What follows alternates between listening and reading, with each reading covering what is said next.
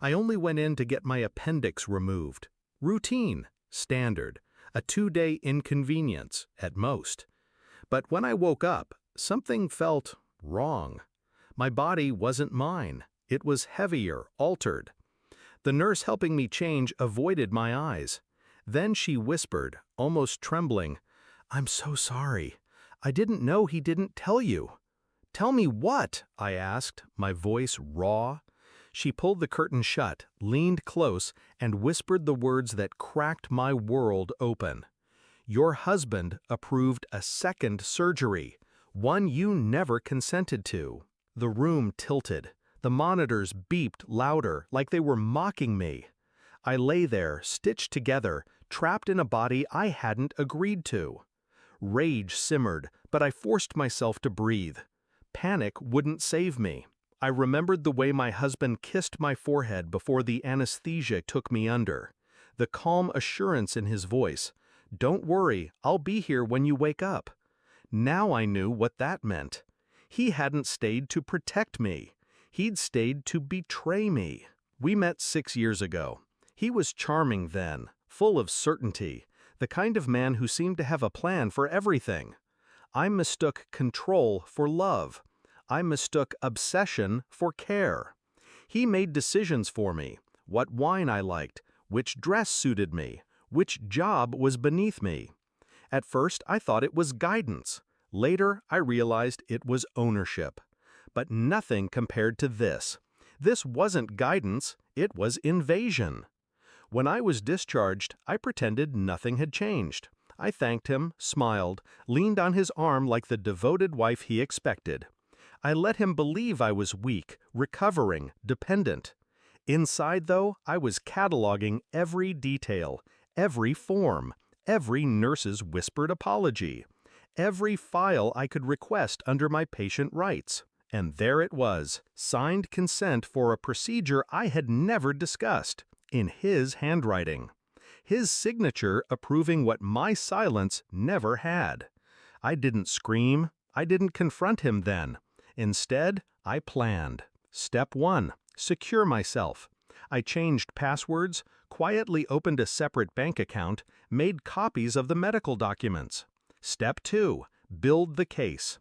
I recorded conversations, left my phone face down but on, capturing every time he referenced the necessary procedure as though he were doing me a favor. Step 3. Time the strike. The opportunity came 3 months later. His company hosted its annual gala.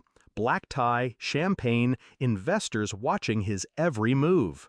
He lived for that stage. I lived for the moment I'd take it from him. The night was perfect. He strutted across the ballroom, hand on my back, presenting me like property. He didn't notice the quiet men in suits standing near the entrance, or the reporter I'd slipped an envelope to.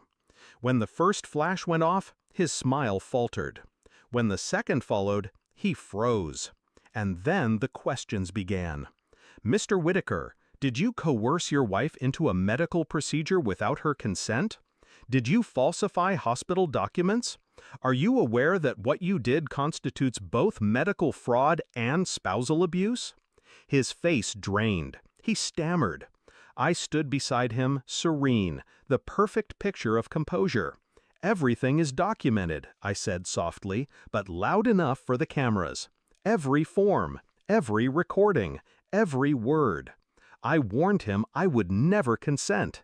He did it anyway. The room buzzed like a hive struck open. Investors whispered, phones lit up. His empire began to crumble before his eyes.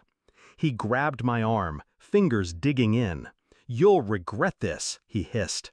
I leaned in, smiling for the cameras, and whispered back, "No, you will."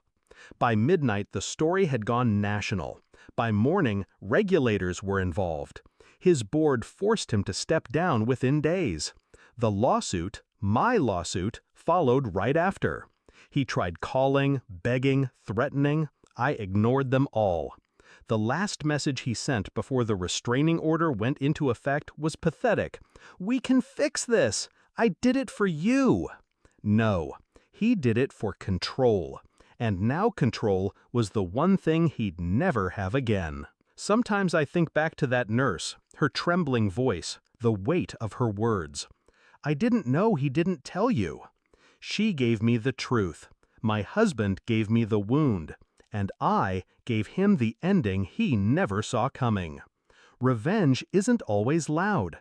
Sometimes it's methodical, surgical, the way you dismantle a body, cut by cut, stitch by stitch, until nothing remains intact. He thought my silence was compliance, but silence was just preparation.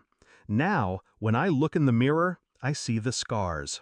They remind me of what was stolen, but they also remind me of what I took back. My body, my voice, my justice, and his downfall.